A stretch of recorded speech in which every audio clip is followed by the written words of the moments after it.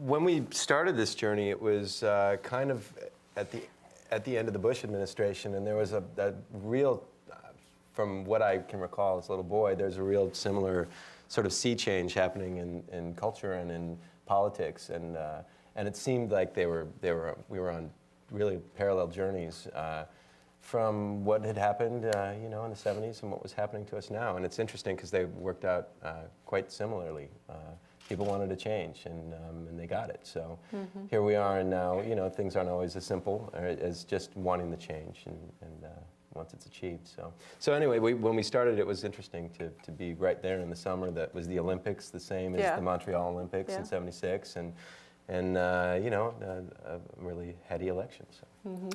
One of the things that Mike has always said is that everybody goes, oh, SwingTown, haha, I get it. But that really, to him, the swing of SwingTown is not just about the idea of swinging, but also about the swing of the cultural pendulum.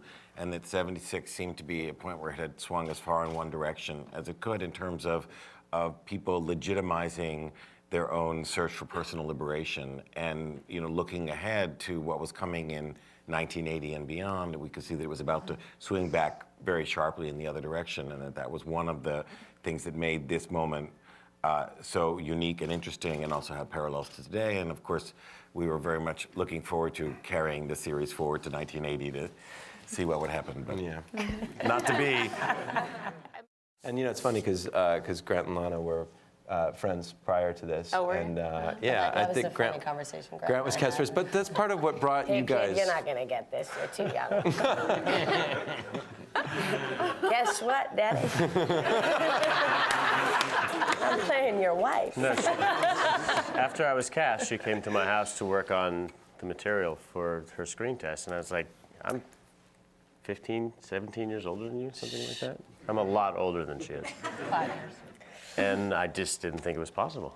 But I guess I look younger The than I am. magic of television. Hollywood. Or I look. Yes, that is See? true. You do. You look great, Grant.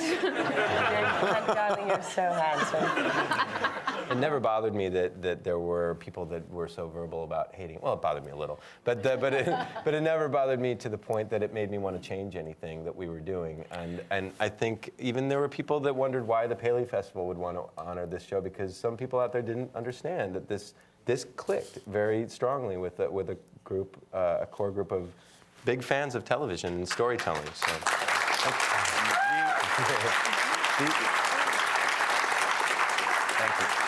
The thing that's interesting is that our fans loved the show because they thought it was great storytelling, they loved the characters, they loved being immersed in another era, and the way that we were saying that this was a really good and interesting and nice time to be alive in American history. And it wasn't like the fans were like, oh, I can't wait to watch that hot, dirty show, because it wasn't that. And yet our detractors seemed, kind of maniacally fixated on that aspect of it. Right. That threesome was a real It was a bellwether. flashpoint. Yeah. Which is good. Really? You want to provoke people. Oh, yeah. I knew it would I be. just thought it's so surprising. I mean, I feel naive, but I remember at the beginning thinking, this is so tame. Like, what are people going to be, what could possibly upset people in this? And I was smacked the moment I walked into my grandmother's house. I mean, it was like, Really? by my aunt, she goes, what kind of show are you making? I was like, oh my God. She's like, what are you doing? And then she called me something in Spanish, and I went, all right, that's not really me. I'm portraying a character. Had she But seen it? Yeah, they saw it. They, my family had a hard time with me. It's like I said, it's not. But at the same time, my grandmother loved it, and she is extremely conservative Southern Baptist, and she watched it every single week. Yeah, Irish Catholic grandmother, same. And she would call me, and she'd be like, just tell me what's going to happen next. And I'd say, no, you have to watch the show, Mimi. I mean, eventually they started to love it. You know, some kind of fell off. They couldn't watch it, one of my aunts. But my aunt, who's like a devout Catholic, who's also an actress, goes, oh my God, I'm just so proud of her. She's just doing so great. and like totally, saw past it, and she was very open-minded, so.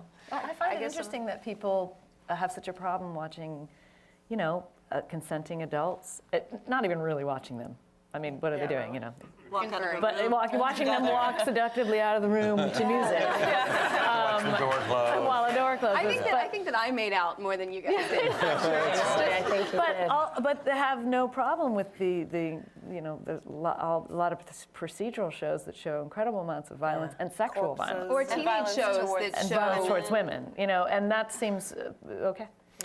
The most disturbing aspect was that that small vocal minority that took exception to the show because they are organized that they got to advertisers, and you know on network television advertisers are key. And so it being summer when sales are a little softer anyway, in early weeks we lost a couple of prominent, you know, huge corporations that buy a lot of television time, and that creates in certain.